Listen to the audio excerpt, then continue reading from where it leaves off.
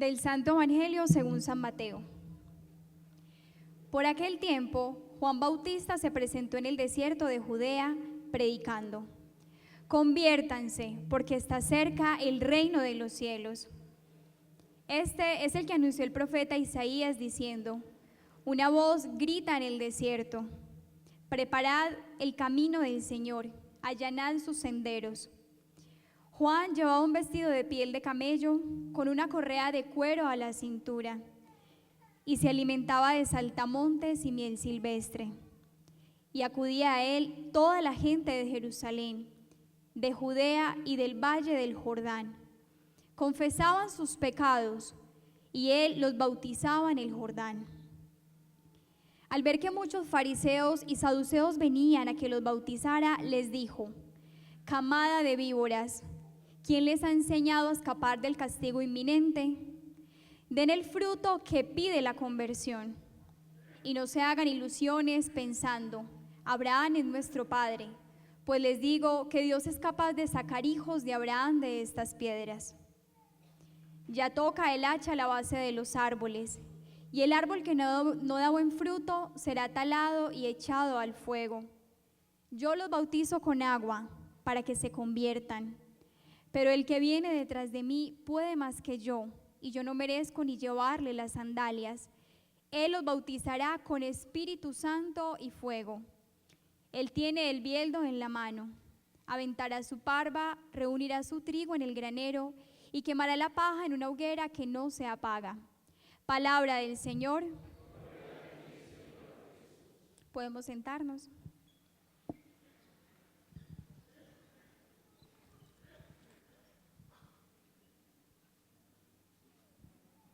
Muy bien, estamos iniciando o hemos iniciado desde este domingo que pasó, iniciamos un tiempo muy especial, un tiempo litúrgico muy especial, que es el tiempo de Adviento, ¿cierto?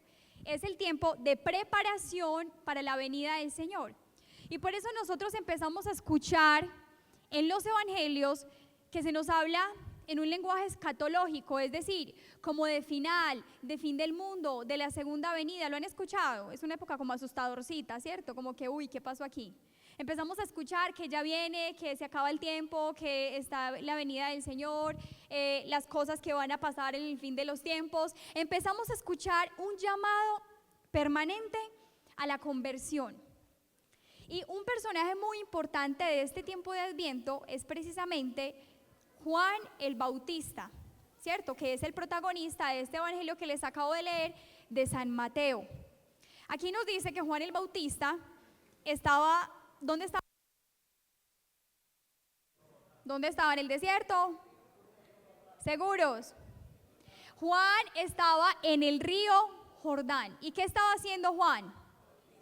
Juan estaba bautizando, lo dice ahí, con agua, y muchísima gente se acercaba a Juan y le pedía que lo bautizara, porque Juan estaba predicando: conviértanse, el reino de los cielos está cerca, conviértanse, el reino de los cielos está cerca, y muchísima gente se acercaba para que los bautizara, porque se querían convertir de verdad.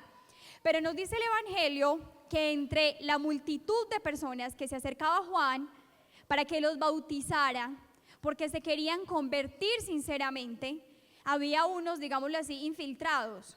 ¿Que quiénes eran? Los fariseos y los saduceos. Los fariseos y saduceos se acercaban donde Juan para que los bautizara, pero Juan les dice unas palabras muy duras. ¿Quién recuerda qué les dijo? Pues como que nada caritativo, pues así como no muy evangélico, no, sino que les dijo: camada de víboras. Y les dijo: ustedes quieren burlarse, digámoslo así, de los castigos de Dios. Ustedes quieren, entre comillas, aparentar que se arrepienten, pero no lo están haciendo verdaderamente. Y les dice una frase que, digamos, fue la que me llamó a mí la atención, y que es esa frase de la que tomo pie para hablarles de lo que les quiero hablar hoy. ¿Qué les dice Juan? Den el fruto, ¿qué? Den un fruto digno de conversión. den frutos dignos de conversión. Y que de cierta manera esta semana que estaba en el Santísimo y le pedí al Señor, bueno Señor, el grupo, el Evangelio, empecé a leerlo y sentí inmediatamente al corazón. Yo seguramente muchas veces había leído ese Evangelio, muchísimas, pero nunca había escuchado esa frase. ¿Les ha pasado algo así? Seguramente la había escuchado, la había oído, pero nunca me había como impactado, como que no le había prestado la suficiente atención, no la había interiorizado y me llamó muchísimo la atención, porque precisamente nosotros muchas veces nos llamamos convertidos y y Adviento es un tiempo para la conversión y muchos nos creemos ya convertidos, ¿cierto? Pero resulta que esa conversión exige unos frutos, exige frutos concretos. Yo no puedo decir este palo es de mango pero no da mangos, ¿o sí? O es que este árbol es de manzanas, pero resulta que nunca da manzanas. O este árbol es de aguacate, pero nunca da aguacates. No, un árbol siempre da su fruto. Y por eso Juan nos dice, nos compara con árboles. Y dice, den el fruto que merece la conversión. Den un fruto digno de conversión. Y eso me remitía a un texto bíblico que es Gálatas 5:19, en el que quiero basarme un poco para esta reflexión. Pero antes de eso quiero decir algo, como una pequeña introducción. Miren, existen muchas personas religiosas, pero muy pocas personas verdaderamente espirituales. Existen o existimos muchas personas religiosas, pero muy pocas personas son verdaderamente espirituales. Y muchos se preguntarán, bueno, ¿y cuál es la diferencia? ¿En qué se diferencia? A mí me suena como a lo mismo, ser religioso, ser espiritual, es como un sinónimo. No, pareciera que es lo mismo, pero no es lo mismo. ¿Y en qué radica la diferencia? La diferencia es gigante, gigante. Y yo quiero que nosotros nos evaluemos en esta noche y que cada uno se haga como el examen, por así decirlo, y llegue a su propia conclusión. ¿Verdaderamente soy una persona espiritual? ¿Verdaderamente soy una persona convertida o simplemente soy una persona que hace actos religiosos? Entonces, ¿quién es una persona religiosa? Hay muchísimas personas religiosas en nuestra sociedad. Una persona religiosa es aquella que hace actos externos de fe. ¿Como cuáles? Como ir a misa, como rezar el rosario, como colgarse una camándula al cuello, como llevar un escapulario de la Virgen del Carmen, del Corazón de Jesús, como, no sé, ir a Sabaneta los martes. Pero su vida sigue siendo una vida en mundo, sigue siendo una vida en carne, sigue siendo una vida pecaminosa, sigue siendo una vida según el espíritu mundano y no según el espíritu de Dios. Es más, en nuestra sociedad y sobre todo en nuestra sociedad antioqueña, donde abunda tanto el sicariato, pues señores, nuestros sicarios son profundamente religiosos. Nuestros sicarios se encomiendan a la Virgen María, María Auxiliadora, antes de ir a matar, Virgencita, que me salga bien la vuelta, para ir a matar a otra persona. Y se encomiendan a la Virgen y le rezan y le mandan promesas. Son personas profundamente religiosas. Hacen actos externos de fe, pero su vida no da frutos de conversión. Su vida no da frutos de buenas obras. Su vida no da frutos de verdad, de amor, de caridad y de muchísimas cosas que vamos a ver a continuación. Por el contrario, una persona verdaderamente espiritual es una persona que vive según el Espíritu de Dios. Es una persona que se ha dejado llenar del Espíritu de Dios y que aparte de esos actos de piedad, de esos actos religiosos, que aparte de hacer el rosario, de ir a misa, de visitar el Santísimo, de llevar un escapulario con fe, con amor, en su vida se nota esa fe, en su vida se nota esa oración, en su vida se ven esas buenas obras, en su vida se ve el amor, la verdad, la transparencia, la fidelidad. En su vida se ve la pureza, en su vida se ve la bondad. Esa es una persona verdaderamente espiritual. aquella que esos actos de piedad la llevan a vivir según el Espíritu de Dios. ¿Quién como Dios? Y después de Dios. Entonces quiero leerles una cita bíblica que les decía ahorita, es Gálatas, es una cita bíblica de San Pablo a los Gálatas, capítulo 5, versículo 19. Y dice así San Pablo, para que nosotros nos analicemos.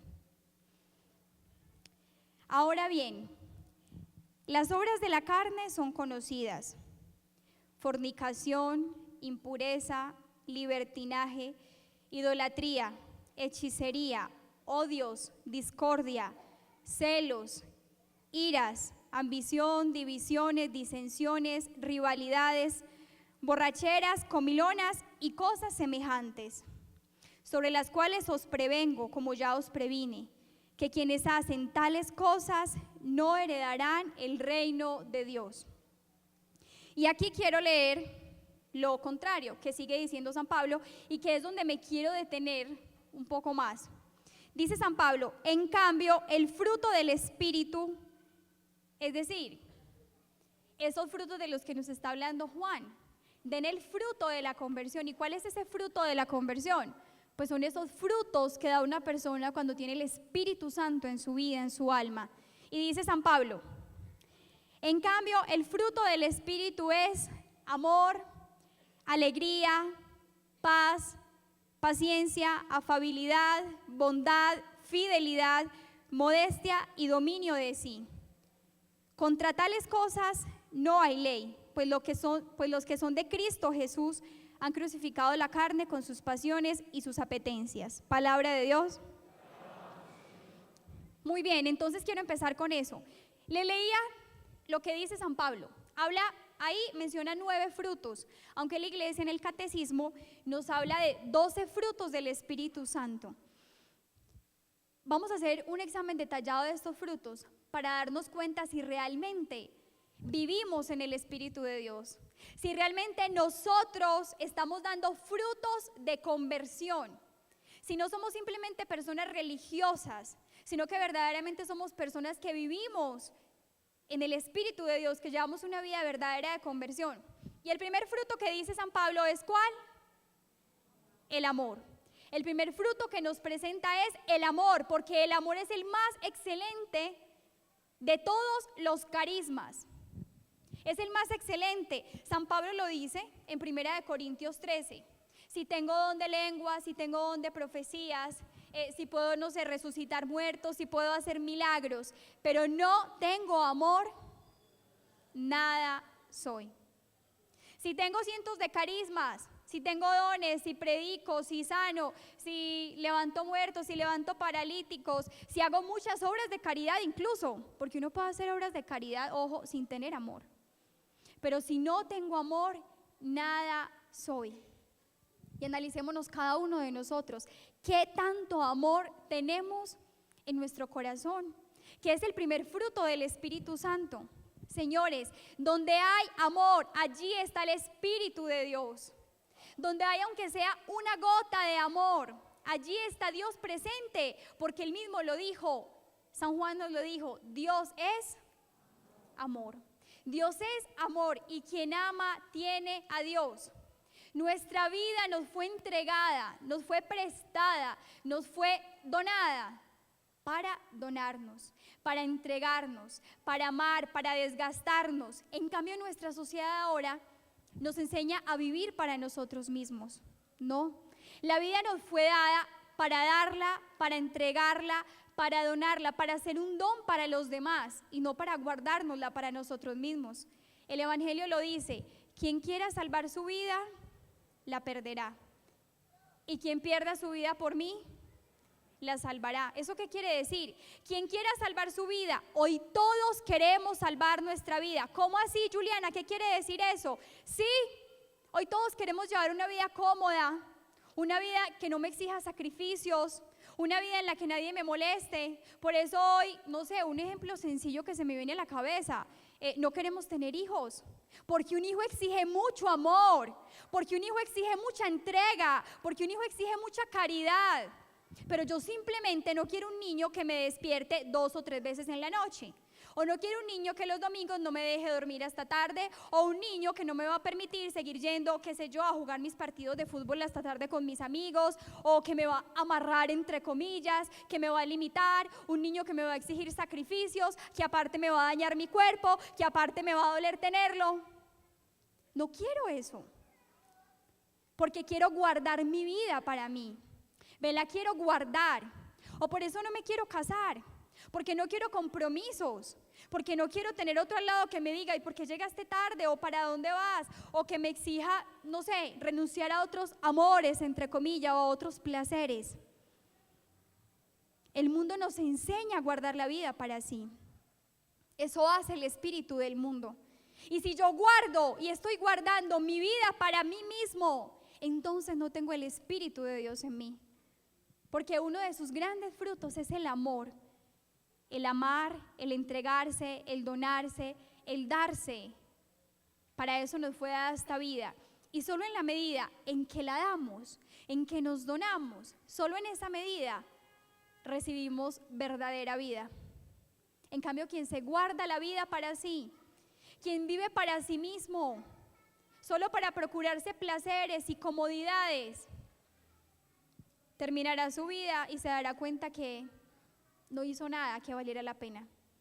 Terminará tal vez en la más absoluta soledad y tristeza.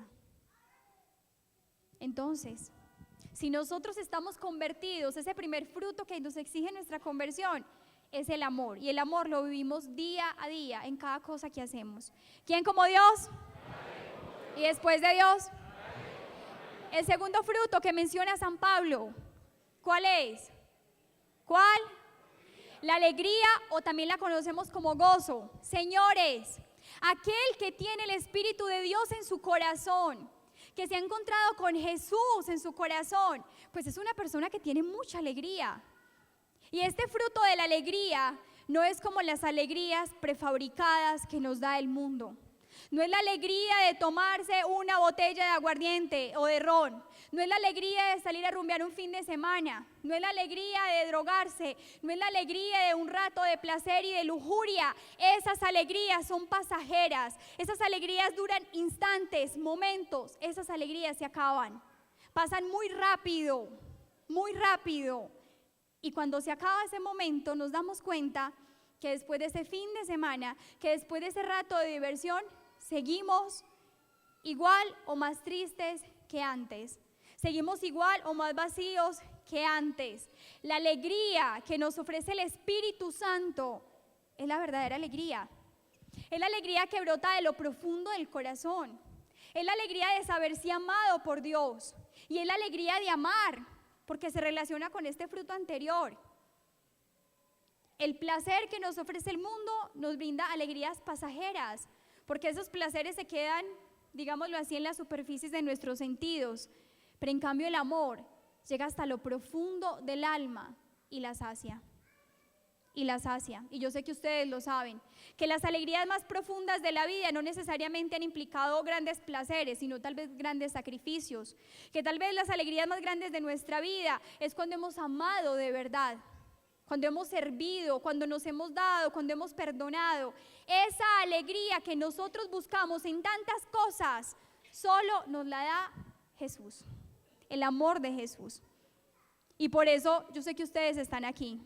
Y por eso ven tantos misioneros jovencitos aquí y unos que ya no somos tan jóvenes. Yo me acuerdo de esa época en que yo decía, ¿quién como Dios? Tengo 15 años, voy a esta charlita. No, ya tengo 27. Ya tengo 27, pero igual, sigo joven en el Señor, igual de feliz, contenta. Y señores, llevo 14 años que hace que conocí a Jesús, de una felicidad plena y total, de una alegría profunda en el corazón. Y no quiere decir que no haya tenido problemas, sufrimientos y dificultades, porque han habido muchos, como en cualquiera de ustedes. Pero la alegría, el gozo que da el Espíritu Santo va más allá de eso. Incluso en las tribulaciones y sufrimientos se mantiene, porque es una alegría que sale del alma y que el mundo no nos puede arrebatar. La alegría que da el Espíritu Santo, el mundo no nos la puede quitar, porque viene desde dentro, porque brota del alma, porque brota de tener a Jesús en el corazón. ¿Quién como Dios? Y después de Dios, el tercer fruto del que nos habla es el fruto de la paz. La paz.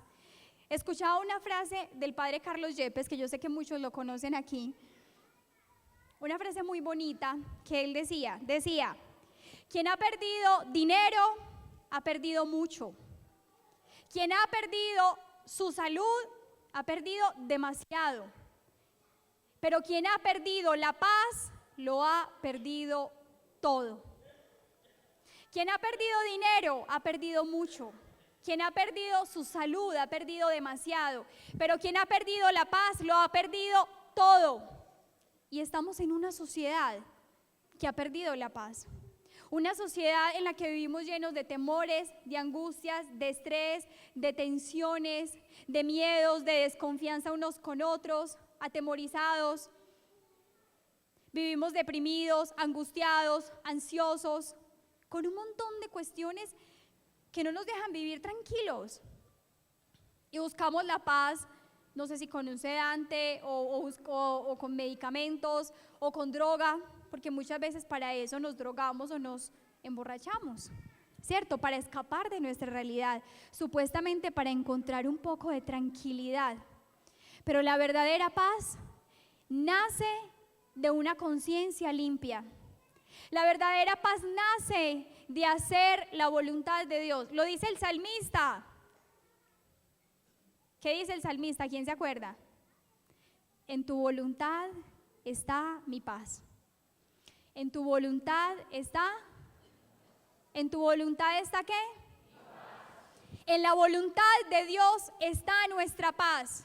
Quien vive según la voluntad de Dios, quien vive según sus designios, quien vive según sus enseñanzas, quien vive según el Evangelio, quien hace lo que Dios le pide, tiene paz y paz plena en su corazón.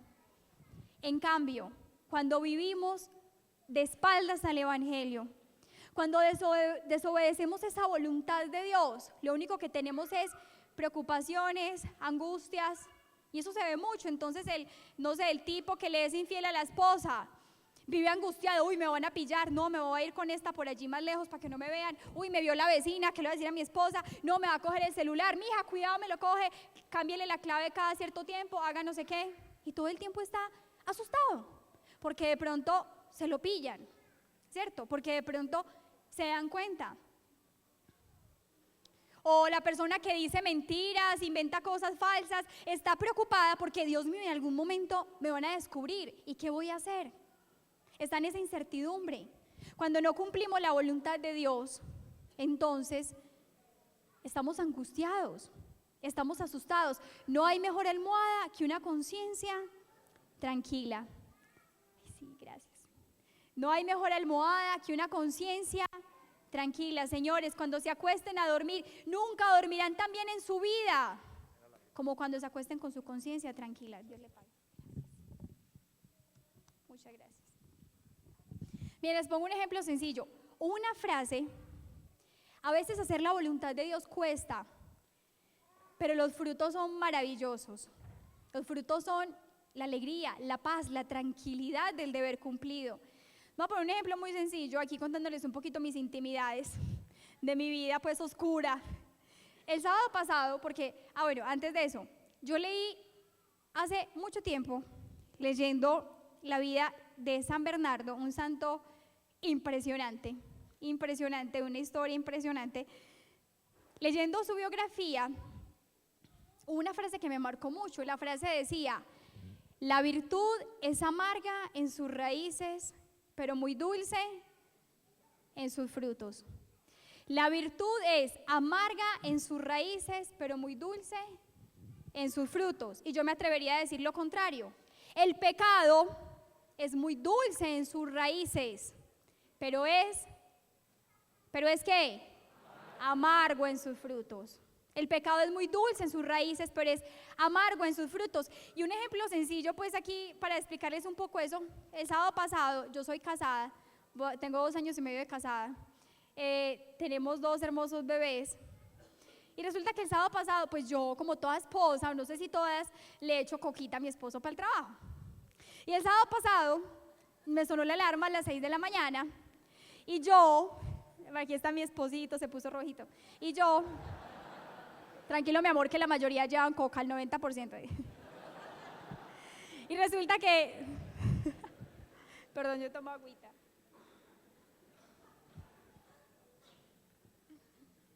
Y resulta que sonó el despertador a las 6 de la mañana y yo estaba como trasnochada y mandé la mano, ¡pum!, lo apagué y me desperté como a las 7:30.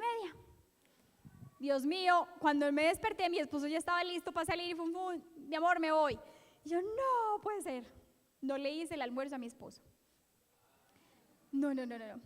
Claro, entonces, ¿qué pasó? Después, yo con 2 bebés, porque tengo 2 bebés de 22 meses, la niña de 6 meses, el chiquitín. Entonces, claro, uno se levanta, se dedica a darles el desayuno, bañarlos, no sé qué, hagan el almuerzo rápido. Mi amor, te voy a ir a llevar el almuerzo. Preciso, me tocó 1:30 de trancón. Bajando para el centro, yo no me demoro 15 minutos yendo, si mucho 15 viniendo, en media hora estoy acá. Pues señores, me demoré 2 horas y vivo cerquita del centro relativamente, ¿cierto amor? Entonces me fui, un trancón, no se movía y yo, Dios mío, porque mi mamá me estaba cuidando de los niños, yo le dije, mami, 20 minutos, máximo media hora, y nada. Y yo en ese trancón, eso no se movía, por fin logré llegar como en 50 minutos hasta el centro, le entregué a mi esposito el almuerzo, me devolví, otro trancón de otros 50 minutos. Y yo era sufriendo, yo, Dios mío, tal cosa, no alcancé a hacer todo lo que tenía para hacer, el día se me desordenó y yo siempre pienso en esta frase. Juliana, la virtud es amarga en sus raíces y muy dulce en sus frutos, y viceversa. Muy rica, el pecado es dulce en sus raíces y muy amargo en sus frutos. Muy rico seguir durmiendo esa otra horita y media, pero mira las consecuencias. El estrés, porque yo era estresada, como con impaciencia, pero me decía a mí misma, mijita, pague las consecuencias. Es por ponerles un ejemplo de la vida común. Yo sé que a ustedes no les pasa eso, no solo a mí, pero bueno. ¿Quién como Dios? Un ejemplo tan sencillo, muchachos. Cuando nosotros, en cambio el día que uno hace sus cosas como las tiene que hacer, que cumple sus deberes correctamente, que madruga, que hace lo que tiene que hacer, se sacrifica, si le cueste, ese día tú te acuestas en paz, te acuestas tranquilo, cumplí mi deber, hice la voluntad de Dios en todo. Y tu corazón está en paz y tu almohada, que es una conciencia tranquila, te permitirá descansar en paz. ¿Quién como Dios? Y después de Dios, grábese en esa frase en su corazón y verás que en muchos momentos cuando estén a punto de pecar, eso los va a refrenar. El pecado es dulce en sus raíces, pero es amargo en sus frutos. Y la virtud es amarga en sus raíces porque cuesta y mucho, nos duele y mucho, pero es muy dulce en sus frutos. ¿Quién como Dios? Y después de Dios, sigo, que hay muchos frutos, no los tocamos pues todos, pero he querido resaltar algunos. Otro fruto del Espíritu Santo, la bondad, la grandeza del alma. El Espíritu Santo cuando habita en un alma, la hace un alma buena, un alma generosa, un alma bondadosa, es decir, un alma entregada a los demás. Hay personas a las que se les nota la bondad, ¿cierto que sí? Que por naturaleza, en su forma de hablar, de expresarse, en su actuar, en todo, se les nota ¿qué? Se les nota como una bondad, como que esta gente, como que el pecado original no lo tocó.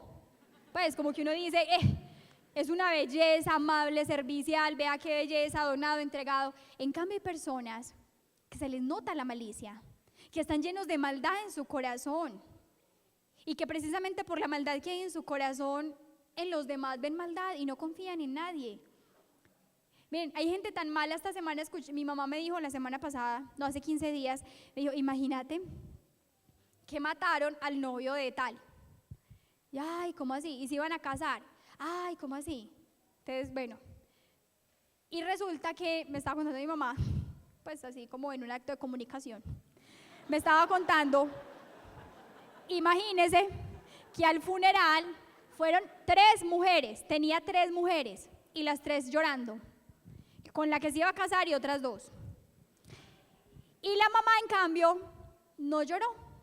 Y yo, ay, ¿cómo así? Es que no, la mamá no derramó ni una sola lágrima, mami. ¿Por qué? Porque ese muchacho era extorsionista, pertenecía a bandas, era pues como una cosita seria.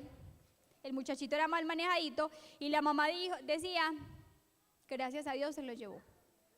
Mejor así, porque no se quería convertir y no quería cambiar. O sea, imagínense, ni la mamá lloró de lo malo que era.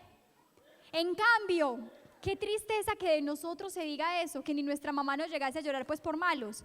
En cambio de Jesús nos dice el Evangelio que pasó su vida haciendo el bien. Lo llamaban maestro bueno. Y pasó su vida haciendo el bien, haciendo buenas obras, amando a los demás, siendo generoso. Jesús era bondadoso en su mirar, en su hablar, en su actuar, en su caminar, en su predicar. En todo le brotaba esa bondad, esa grandeza de alma, ese amor, esa transparencia. Ese era Jesús. Y qué rico que cuando nosotros muramos digan, esta mujer, este hombre pasó su vida haciendo el bien. Señores, nunca nos cansemos de ser buenos, nunca nos cansemos de hacer el bien. Ese cuento de que es que ¿para qué ser bueno? Eso no paga, a los buenos les pasan cosas malas. No, señores, eso es mentira. El que es bueno en primer lugar se está ganando el cielo, la vida eterna. Y el que es bueno verá los frutos, porque recuerden, la virtud es amarga en sus raíces. A veces cuesta ser bueno, cuesta ser correcto, cuesta ser transparente, cuesta ser honesto, cuesta ser fiel, cuesta ser caritativo, cuesta ser paciente, cuesta agachar la cabeza. Pero los frutos los verás después. Después cosecharás. En cambio, el que siembra maldad está tejiendo su propia trampa. Tarde que temprano caerán. Tarde que temprano caerán. Por eso, que esa frase que decían de Jesús, que sea todo un proyecto de vida para nosotros, pasó su vida haciendo el bien. ¿Quién como Dios? Y después de Dios, hay otro fruto que me gusta muchísimo, que es el fruto de la fe. La fe. La confianza en Dios. La fe que nace de una confianza amorosa en Jesús. La fe que no es otra cosa que encontrar el amor de Jesús. Dejarme amar por Jesús y saber que Cristo es la roca de mi vida, que Cristo sostiene mi vida. La fe sostiene nuestra vida. Cuando todo se derrumba, la fe nos sostiene. Cuando el matrimonio se pone en crisis y tambalea, cuando el aspecto económico, una quiebra, cuando viene la enfermedad, la fe, señores, nos sostiene de pie frente a la vida. Y aquí quiero contarles algo muy personal que de hecho muchos me han preguntado. Una experiencia que el Señor me permitió tener hace muy poco. Va a ser el 5 de octubre, o sea, hoy es 2, ¿cierto? En 3 días, serán 2 meses. El 5 de octubre salí con mi mamá y mi hermana, fuimos de compras, íbamos a comprarle una ropa a mi papá. Mi papá es ganadero, él viaja pues hacia la costa y resulta que llegamos como a las 3 de la tarde llegamos a la casa y en ese momento me sonó el celular. Yo vi que era el número de mi papá y yo contesté, aló, sí, y me habló una mujer. Inmediatamente pues como que me asusté, me dijo buenas tardes, hablo con Juliana y yo sí, habla con ella, me dijo yo soy una auxiliar de enfermería, acabamos de recoger a su papá le pegaron 2 tiros en la cabeza. En ese momento yo lo único que hice fue preguntarle, obviamente desesperada, le dije está vivo, dígame si está vivo y me dijo pues sí, está vivo. Lo llevamos en la ambulancia, lo acabamos de recoger, lo llevamos hacia la clínica del norte, en Niquía. Inmediatamente, pues, la reacción, porque estaba con mi mamá y mi hermana, inmediatamente se dieron cuenta, se pusieron a gritar. Yo hice lo mismo.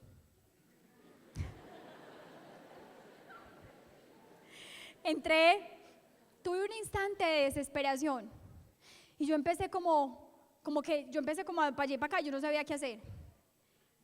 Y empecé en esa angustia, mi mamá desesperada, yo no, lo mataron, por Dios, es que lo mataron, él cómo va a vivir a esto. Pero inmediatamente yo reaccioné y me dije a mí misma, un momentico, Juliana, usted es una mujer de fe. Usted cree en Jesús.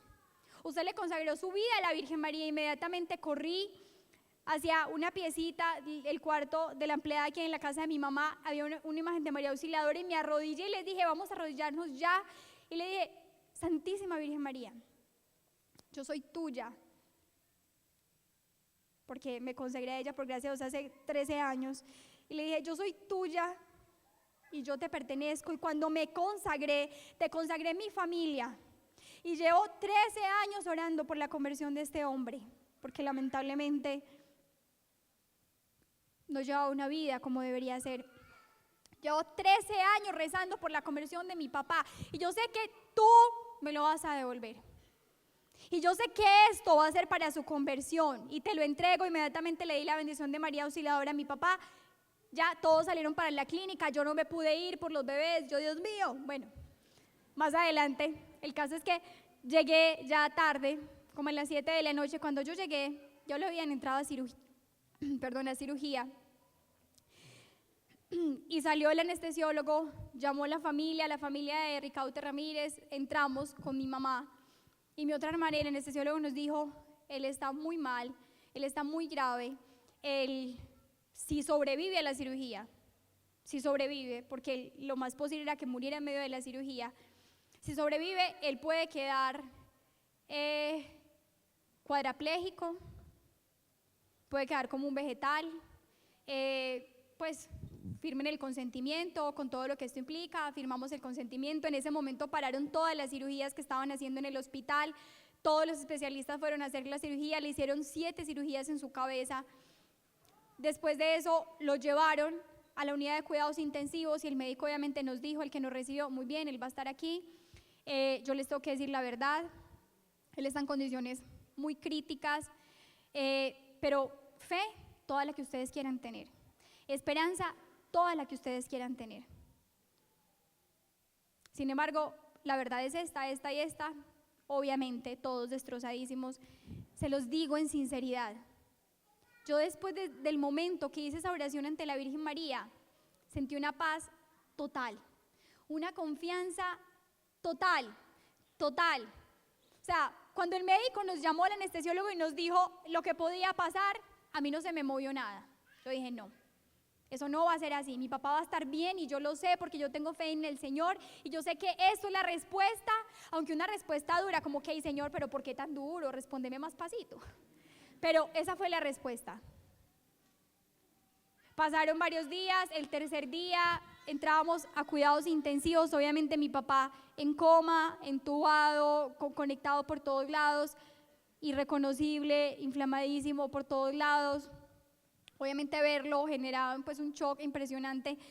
Y en fin, así como al tercer día salió mi hermano, que era el que siempre hablaba con los médicos, y el médico le dijo, mi hermano salió pálido, salió conteniéndose para no llorar delante de mi mamá y nos dijo después, no, el médico me dijo que se está infartando, el cerebro está sufriendo infartos, o sea, el cerebro se le podía como estrangular, más o menos es lo que entiendo, en cualquier momento, por la inflamación. Y yo les decía, tranquilos, todo va a estar bien, todo va a estar bien, se los aseguro, no va a pasar, mi papá va a estar bien, se los aseguro, va a estar bien, pero una certeza profunda, era una gracia del Espíritu Santo. Y efectivamente, 15 días después de sufrir una lesión de esas tan grave, el cirujano que lo operó nos lo contó, porque por gracia de Dios uno siempre encuentra angelitos que le ayuden, misioneros que trabajaban en la clínica, que nos ayudaron mucho. Y él me decía, el cirujano de turno decía, este señor del tercer día no pasa. 15 días después, mi papá salió de cuidados intensivos, solo 15 días. Estuvo 8 días en hospitalización y a los 20 días exactos del accidente, mi papá estaba entrando caminando a la casa. Mi papá entró caminando a la casa, hablando. A los 8 días ya no reconocía, Se empezó a acordar de todo, de sus negocios, de lo que tenía que hacer, hablando de todo, de todo, de todo, de todo. Común y corriente. Mi papá está supremamente bien para la gloria de Dios, supremamente bien. Y también les agradezco infinitamente por la oración de todos ustedes. Ahí entendí lo que vale una oración, la fuerza de la oración. Cuando uno le piden que ore por la necesidad de alguien, yo muchas veces lo confieso. Cuando me piden una oración, oremos por tal persona, sí, ahorita rezo. Y qué vergüenza decir eso, pero muchas veces lo hice. Después de eso que viví con mi papá y de sentir la fuerza de tanta oración, de tantas personas que me escribían, estamos rezando por tu papá, estamos rezando, eso para uno es lo mejor que le pueden decir. Para mí eso era una mejor noticia que el médico me dijera va muy bien. Y la fuerza de la oración que sentimos, la fuerza de la fe. Y mi papá iba, el Señor solo le dejó una secuela, que no es una secuela grave, pero sí es muy dura. En este momento él no ve absolutamente nada. Y yo le doy gracias a Dios, no porque quiera que mi papá esté así, o porque sea masoquista, o porque quiera verlo sufrir.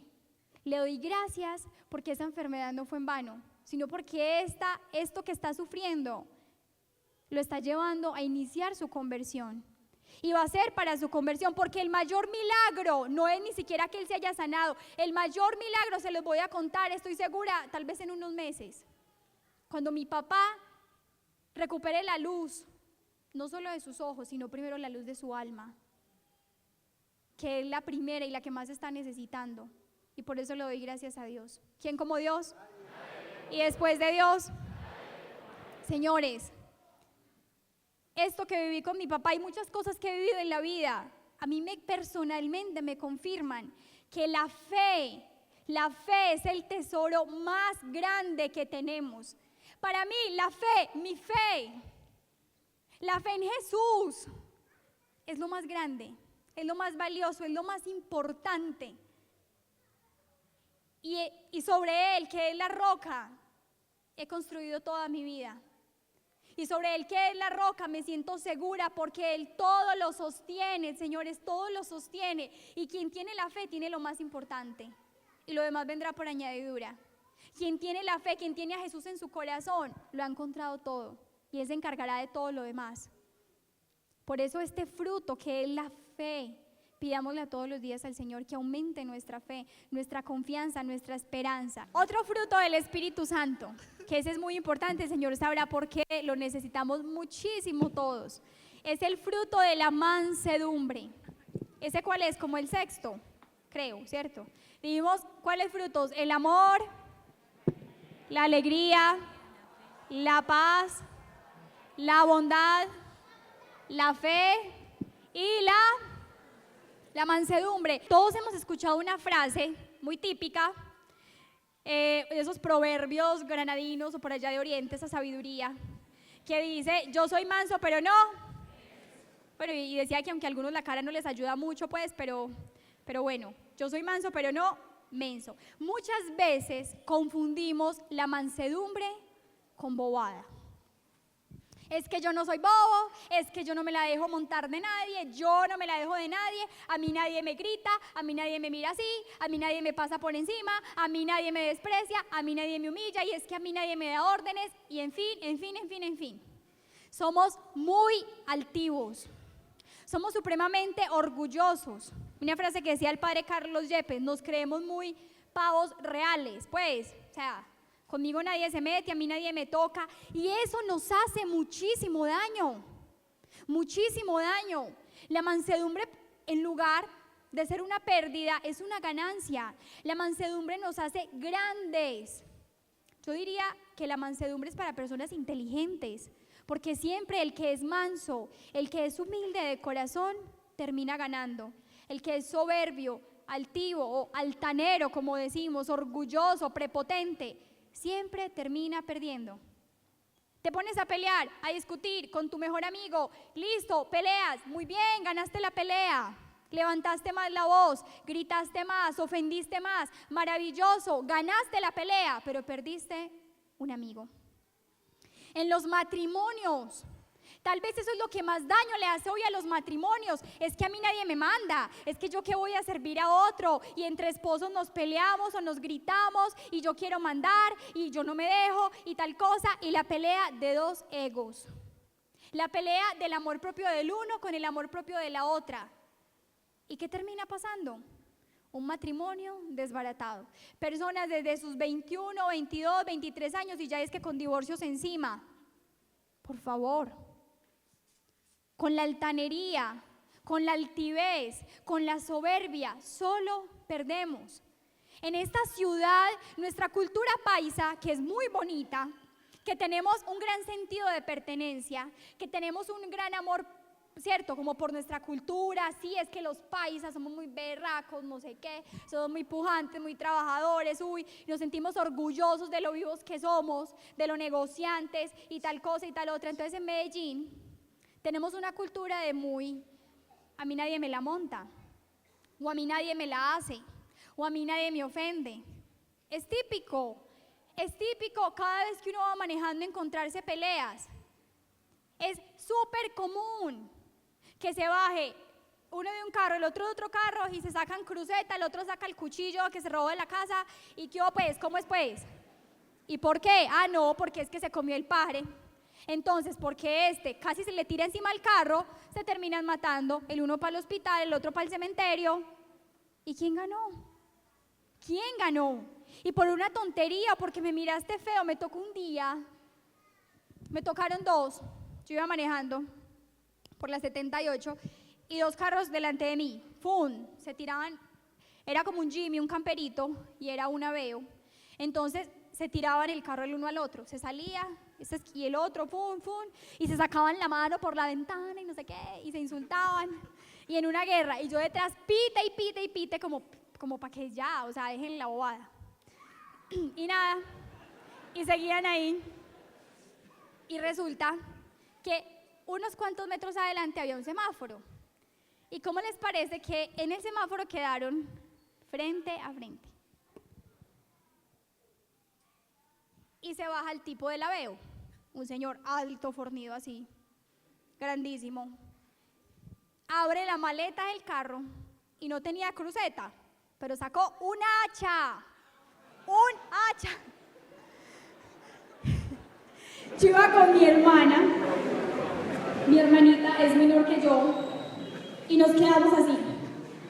Y el tipo cogió el hacha, o sea, yo he visto que saquen cruceta, que se insulten, que se bajan, pero un hacha, y se fue para el otro carro. Cuando yo miré del otro carro, era un peladito, por ahí de 20 años. O sea, al niño, el papá le prestó el carro, pues, para ir a dar una vuelta, se los aseguro, era un culicagado, como decimos, pues. Y ese niño se puso pálido, se puso rojo, se puso de todos los colores, cuando este tipo se le acercó hasta el carro con esa hacha en la mano.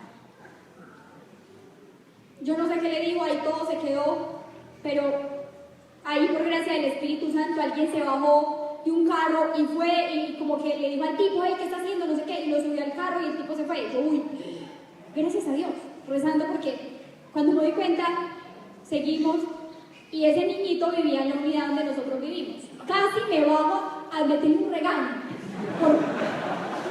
Por Dios, por una tontería. Oiga, en un ataque de ira este tipo le pega un hachazo y le vuela la cabeza. Seguro que sí. Y por una bobada, por la altivez, por la soberbia de que es que a mí nadie me mete el carro, a mí nadie me lo tira, a mí no se me atraviesa y nos hacemos matar. Señores, la mansedumbre no es bobada, por el contrario, la mansedumbre siempre es una ganancia. Agachar la cabeza no es perder, agachar la cabeza es ganar. Ganas en paz, ganas en tranquilidad, ganas ese matrimonio, ganas esa amistad, ganas muchas cosas más. La mansedumbre es un fruto del Espíritu Santo. Entonces, alcanzamos a ver 6. Son 9, en Gálatas 12 nos habla el catecismo, yo los invito a que lo sigamos meditando. Miren, que este Adviento que iniciamos este domingo realmente tenga impacto en nuestra vida, Que realmente en este Adviento nos encontremos con el Señor, vivámoslo intensamente, hagamos un plan para vivirlo, para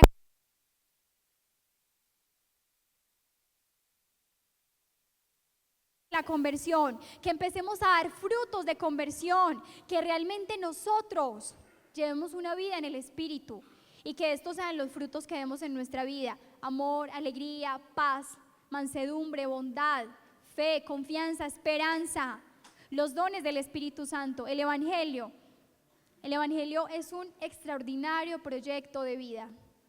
Es un extraordinario proyecto de vida, un apasionante proyecto de vida. Vivirlo y vivirlo intensamente como nos lo propuso Jesús, nos dará vida y vida en abundancia. ¿Quién como Dios? Y después de Dios, los invito para que ahora sí nos pongamos de rodillas. Vamos a cerrar nuestros ojos. Y aquí frente a Jesús, Eucaristía, pidámosle que verdaderamente nuestra vida esté guiada por Él. Que verdaderamente nuestra vida esté guiada, que esté movida por su Santo Espíritu. Por su Espíritu, que es amor, que es alegría, que es paz. Por su Espíritu, que es bondad. Por eso ahí, con amor, con fe, con los ojitos cerrados, pensando en Jesús y pidiéndole esta gracia, vamos a hacer este Padre Nuestro y esta Ave María. No lo vamos a cantar, pero lo vamos a hacer con fe, desde lo profundo del corazón, pidiéndole al Señor que estas palabras que nos ha dicho hoy den fruto en nuestra vida. Padre nuestro que estás en el cielo, santificado sea tu nombre.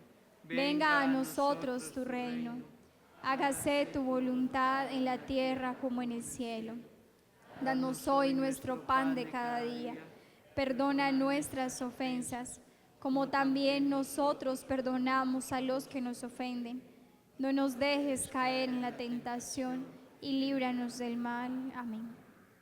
Dios te salve María, llena eres de gracia, el Señor es contigo. Bendita tú eres entre todas las mujeres, y bendito es el fruto de tu vientre, Jesús. Santa María, Madre de Dios, ruega por nosotros pecadores, ahora y en la hora de nuestra muerte. Amén. Gloria al Padre, y al Hijo, y al Espíritu Santo.